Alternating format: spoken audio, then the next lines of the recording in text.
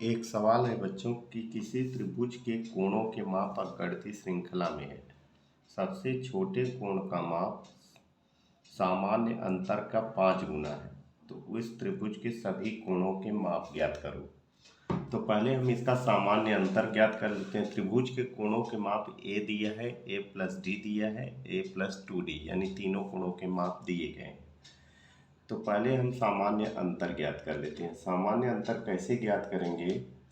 देखो, पहले हम क्या करेंगे, सामान्य अंतर ज्ञात करने के लिए पहला कोण ए है, यानी T1 बराबर ए, T2 बराबर है ए प्लस डी, और T3 बराबर ए प्लस 2d। तो ए आपका आएगा पहला कोण, दूसरा कोण, तीसरा कोण। अब देखो, अब क्या करना है हमको कि त्रिभुज के अगर इसका सामान्य अंतर निकालना है तो सामान्य अंतर यानी d बराबर होता है T2 माइनस T1।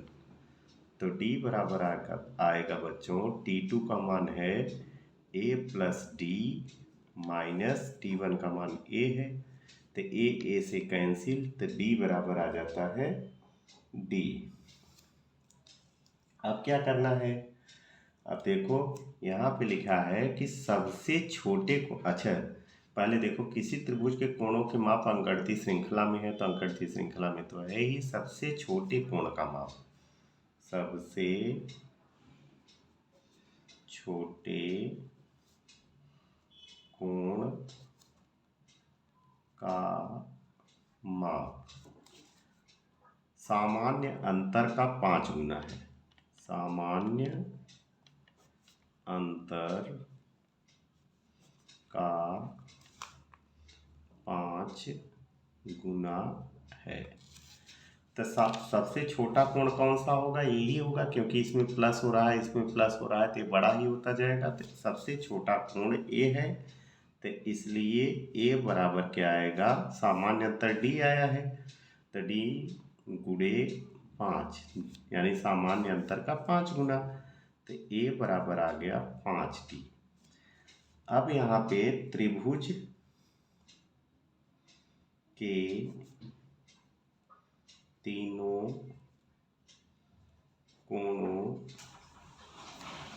के मापों का योगफल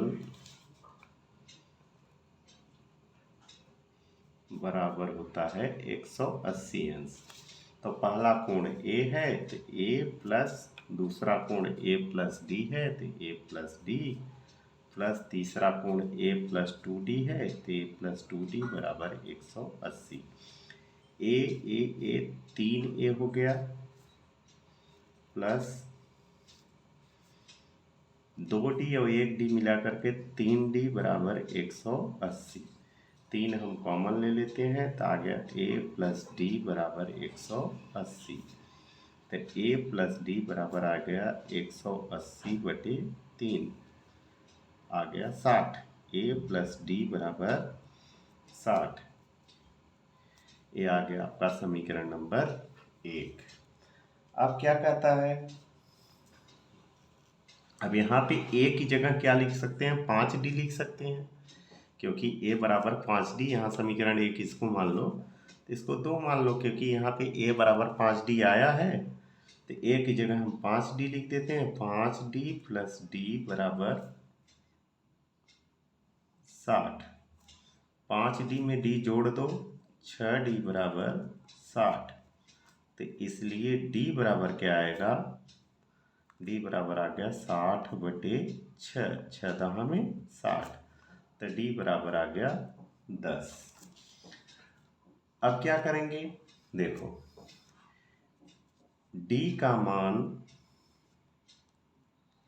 समीकरण 1 में रखने पर, समीकरण 1 आपका क्या है कि a प्लस डी बराबर है 60। तो a प्लस डी का मान है 10 बराबर 60। तो a बराबर आएगा बच्चों,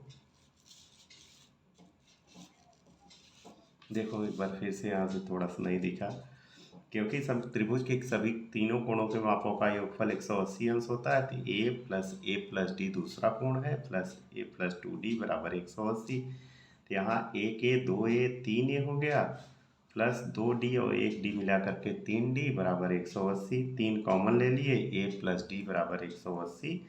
तो 3 इधर गुणा हुआ है, इधर आएगा तो भाग हो जाएगा, तो a प्लस डी बराबर 180/3 यानी आ गया 60। a प्लस डी बराबर 60 है, आ गया समीकरण नंबर 2। अब a का मान यहाँ पे है 5d, तो a की जगह हम लिख देंगे 5d प्लस d बराबर 60। 5d और d मिला देंगे 6d बराबर 60 हो गया। इसलिए d बराबर क्या आएगा, 60/6 हो जाएगा, तो बराबर 10। d का मान आया 10। d का मान समीकरण 1 में रखने पर, समीकरण 2 में रखने पर समीकरण 2 क्या है, a प्लस डी बराबर 60।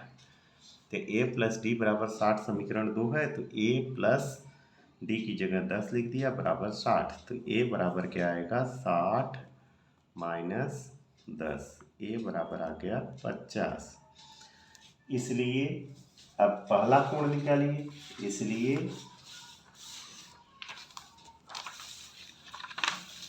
इसलिए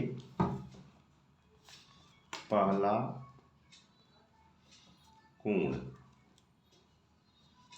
कोण क्या है बच्चों, पहला कोण यहाँ पे है a बराबर, a का मान कितना आया है, a का मान 50 आया है, बराबर 50 अंश। और दूसरा कोण बराबर है, दूसरा कोण है a प्लस डी, तो दूसरा कोण लिखते हैं a प्लस डी। तो a का मान 50 आया है, प्लस d का मान देखो यहाँ पे 10 आया है, d का मान देखो यहाँ पे आपका 10 आया है। तो यहाँ पे हम लिख देंगे 50 प्लस 10, तो बराबर आ गया 60 अंश दूसरा कोण हो गया। इसलिए तीसरा कोण बराबर a प्लस 2d। तो a का मान है 50 प्लस 2 गुणे d का मान 10 है, तो 50 प्लस 10 दूनी 20 बराबर 70। इसलिए त्रिभुज के तीनों कोण क्रमशः